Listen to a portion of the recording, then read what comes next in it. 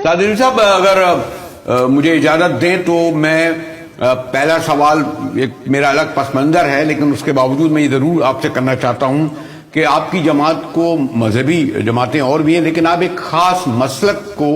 आपके मंशूर में, आपके प्रोग्राम में, आपके तकरीबों में डोमिनेट करता है।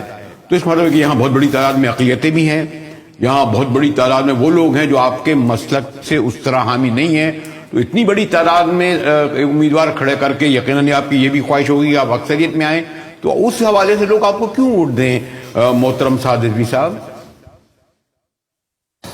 बिस्मिल्लाहिर्रहमानिर्रहीम। बहुत शुक्रिया मुजाहिद साहब। देखें, इस टाइम तहरीक लब्बैक पाकिस्तान अपने नज़रिए की बुनियाद पर इलेक्शन लड़ रही है और हमने 25 निकाती मंशूर भी कौम के सामने रखा है।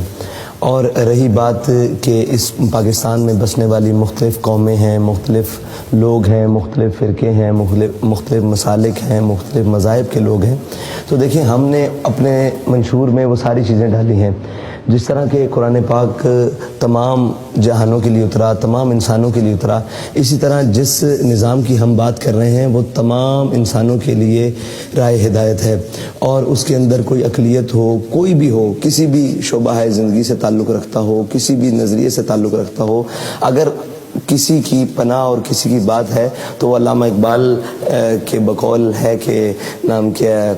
अगर जुदा हो दी सियासत से तो रह जाती है चंगेज़ी। तो हम उस दीन की बात कर रहे हैं जिसने पूरी दुनिया को वो निज़ाम दिया है जिसके अंदर हम रहते हुए तमाम अपने अपनी हुदूद के अंदर रहते हुए पूरे निज़ाम को दुरुस्त तरीके से चला सकते हैं। सादिर, मेरी तो ख्वाहिश ये भी थी कि ये लोग भी सवाल करते, एक दो वक्त कम है या खूबसूरत बुलाया, और ये मैं से इनको भी नहीं कह रहा था कि सवाल कर रहे, कोई क्रिटिकल सवाल कर लेते तो मेरी आपकी नाज़बंदी के ताल्लुकात हैं वो तो रहने चाहिए ना एक, लेकिन मैं तो चलती रहती है। मुझे होता था एक जस्ट मैं आपसे अगर ये पूछ लूँ कि क्योंकि तमाम जमातें, खासतौर पर पीपल्स पार्टी और हमारी MKM,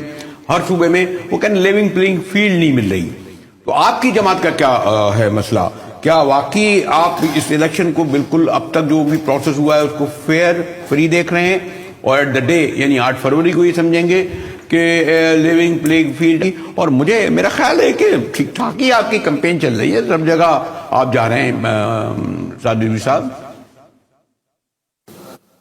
देखें जी, आंखों से देखकर तो झूठ नहीं बोला जा सकता, और हमसे कम से कम हमें अपने से इतना यकीन है कि हम झूठ तो इस मसले में नहीं बोलेंगे। इस वक्त नवाज शरीफ को लाडला बनाया जा चुका है, इस वक्त उनके लिए पूरा ग्राउंड